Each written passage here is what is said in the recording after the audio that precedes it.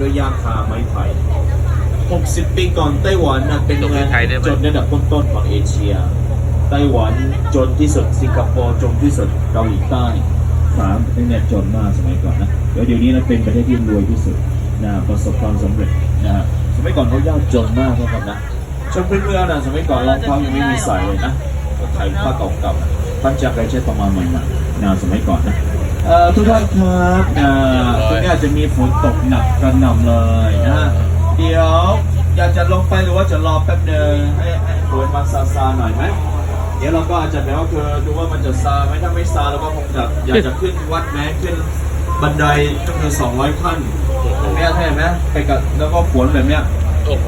ถ้าอยากจะไปน่ะจะก็พาไปแต่ว่าคือรองเท้าเปียกแน่นอนมีร่มยังไงถ้าหนักแบบนี้ยังไงรองเท้าเปียกถ้าเป็นผ้าใบแบบเนี้ยเปียกแน่นอนเปียกแน่นอนของคุณพี่ก็เปียก